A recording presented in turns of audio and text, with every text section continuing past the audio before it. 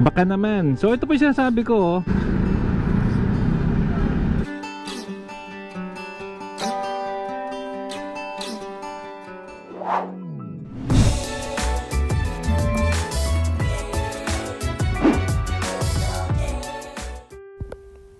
Ang Aduana Building o mas kilala rin sa tawag na Intendencia ay isang Spanish colonial structure sa Maynila.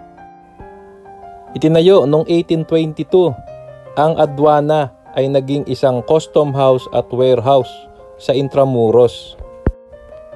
Sa mga sunod na panahon ay sinalanta ito ng lindol at ginawang muli at doon na nga ay tinawag ng Intendencia.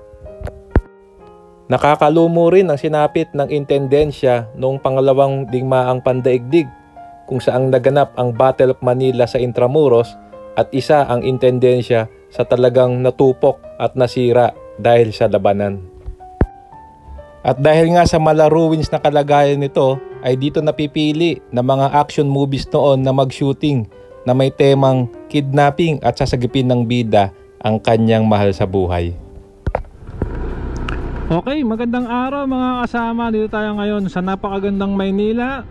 Tuloy natin ang pagpapaganda sa kanya. Puntahan natin mga babayan niya sa ginagawa ritong struktura, no? Na iconic to mga kababayan, paliwanag ko sa inyo. So ito, tatawid tayo ng Binondo Intramuros Bridge. Siyempre kung bago pa lang po sa ating channel, nanya ako po kayo mag-like, mag-comment, and subscribe, hit yung notification bell para updated kayo pag may bago tayong video. At siyempre meron na po tayong Klook promo code kung kayo po yung magbubook ng hotel bookings, activities. Pwede nyo pong gamitin ating Klook promo code na Andro at meron po kayong 5% discount. Ayan o, Binondo Intramuros Bridge. So ito nga po, ginagawa yung esplanade dyan. Intramuros po ito. At yan po yung lumang immigration na kailangan na talagang ilipat sa Asiana raw. Puti naman. Lokbo-lokbo na talaga mga babae, nakakaya naman. Baka naman. So ito po yung sinasabi ko, ito po yung National Archives building na dati ito po yung Intendencia. So ikutin po natin. Ito po mga kasama, no, kung kayo po yung batang 80s or batang 90s, baka nga 70s pa nagsushooting po dyan sila. Nagsushooting po dyan sila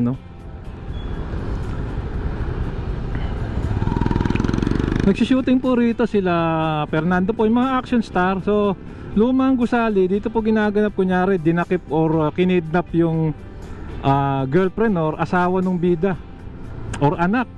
Dyan yung hideout ng mga kriminal. So ito po siya, yan po yung Intendencia. Historical gusali po rito yan. So yan, ano na siya ngayon? Republic of the Philippines National Archives na siya. So crucero, yan yung crucero. Mayroon lumang cruise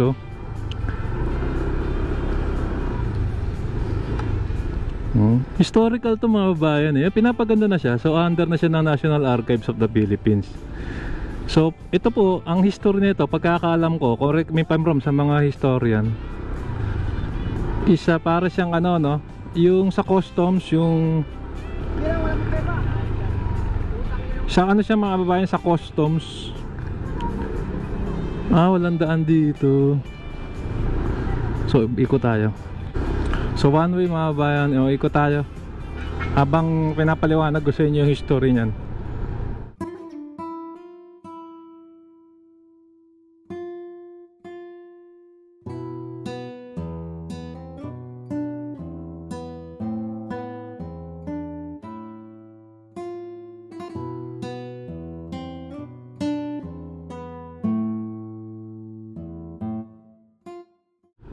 Ayan, so ikot tayo muli kasi one way So ito, maglalagay lang po ng konting informasyon. Kung makakuha tayo baya po sa ating mga resources online, ay noong unang panahon po, dahil nga po ito nasa Ilog Pasig at yung mga kalakal at produkto noong unang panahon ay dyan dumadaan sa Manila Bay at tinatawid dito, yan po yung parang checking, no? Parang customs yung mga produkto. Ito medyo nagiging busy na ulit dito mga kababayan. Parang di tayo makakatawid.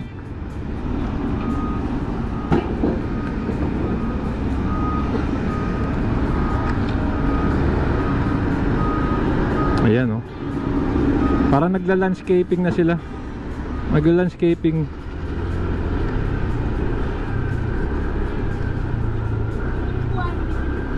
So yan, ikot tayo. So dyan po yung opisina, no? Dyan chinecheck. At napaka-strategic din ng lugar din niya. Ginagawa rin siyang bodega. Buti naman ang linis na rito sa ilalim ng Binondo Intramuros Bridge. So ito yung Mexican-Filipino Friendship Park. So ayan, ikutin natin siya ulit. Ito siya, oh. Mahirap lang po kasi one way rito. Hindi mo tayo pwedeng umi-standby. Baka sitahin din tayo ng mga otoridad. So ayan, siguro safe tayo rito. Ayan siya. Oh. Ang tagal nung ganyan, no? Mga kasama, kaya nga dahil medyo bulok-bulok na siya, diyan ginaganap yung mga ano, yung mga kung may kinikidnap, kasi nga para siyang ano eh, napabayaang ano na siya eh, gusali. Ayan, so yun na po, no? Gagawin na tayo ng konting info kung sakali regarding dyan. At ngayon po nga po, under na siya ng National Archives of the Philippines. At kaya po, ano pong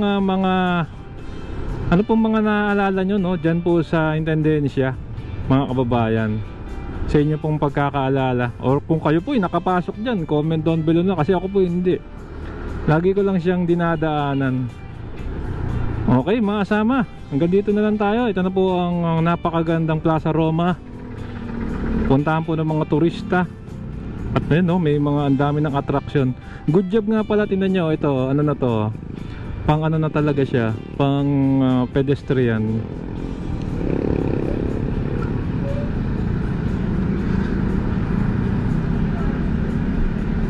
Ayan, pinatawid muna sila.